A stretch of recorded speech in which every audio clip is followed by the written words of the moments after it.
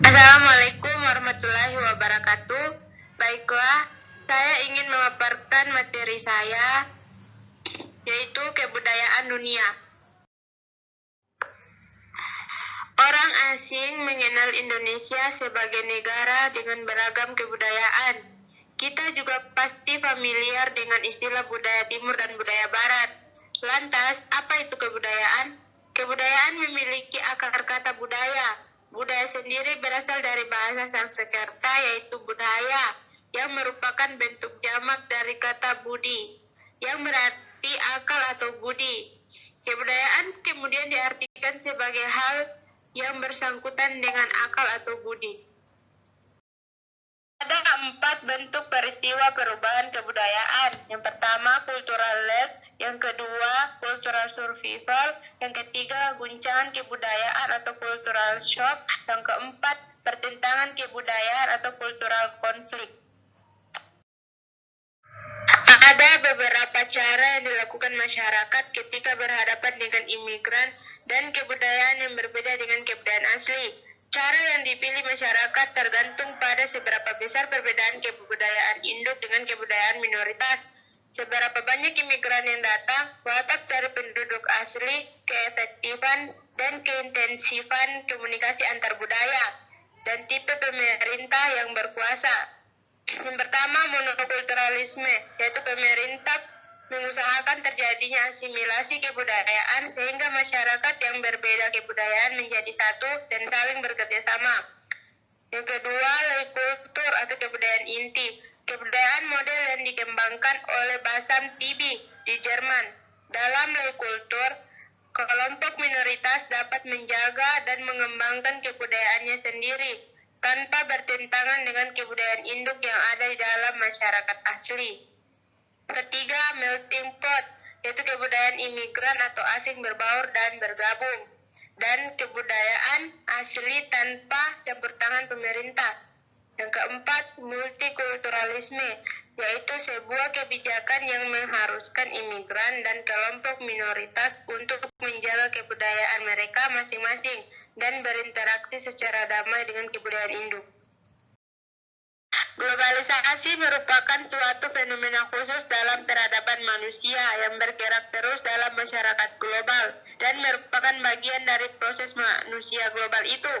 Dengan adanya teknologi informasi dan teknologi komunikasi akan mempercepat akselerasi proses globalisasi ini.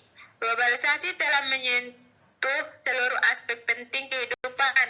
Globalisasi akan menciptakan berbagai tantangan dan permasalahan baru yang harus dijawab, dipecahkan dalam upaya memanfaatkan globalisasi untuk kepentingan kehidupan.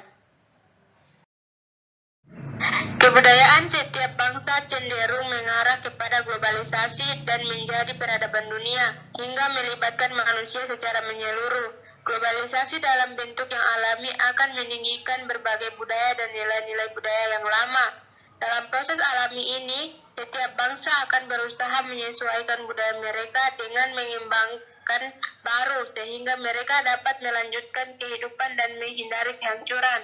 Tetapi, dalam proses ini negara-negara dunia ketiga harus memperkokoh dimensi budaya mereka dan memelihara struktur nilai-nilainya agar tidak dieliminasi oleh budaya asing.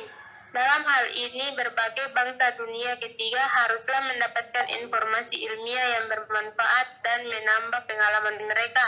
Salah satunya bahwa perilaku dunia barat, khususnya Amerika, seolah-olah sedang melemparkan bom budaya terhadap masyarakat dunia.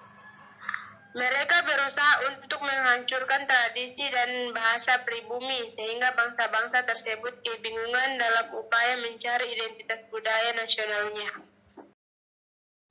Selanjutnya, kebudayaan menurut wilayah, yaitu 1. Afrika, 2. Amerika, 3. Asia, 4. Australia, 5. Eropa, 6. Timur Tengah dan Afrika Utara. 5 negara yang paling berdampak pada budaya dunia. Pertama Italia, 2 Prancis, 3 Spanyol, 4 Amerika Serikat, 5 Inggris.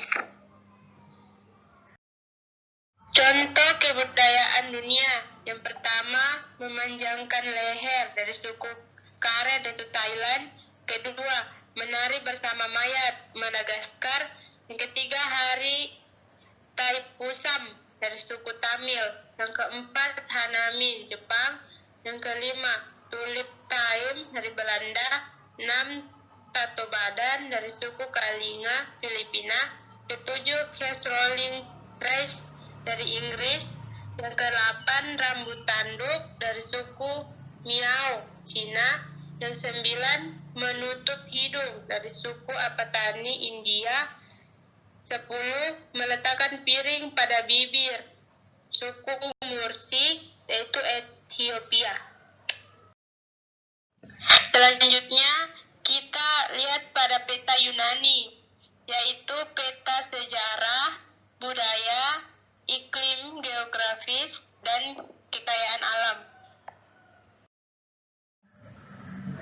Selanjutnya, peta persebaran manusia dan hominid sekitar 100.000 hingga 1.500 tahun yang lalu. Yang pertama, pada warna merah, yaitu Homo sapiens, itu sejak 195 tahun yang lalu. Yang kedua, berwarna kuning, yaitu Neanderthal, pada 600 sampai 30.000 tahun yang lalu. Yang ketiga, warna hijau, yaitu hominid purba, 2,5 sampai 0,6 tahun yang lalu. Sekian presentasi dari saya, kurang dan lebihnya mohon dimaafkan. Wabillahi taufiq wal hidayah. Assalamualaikum warahmatullahi wabarakatuh.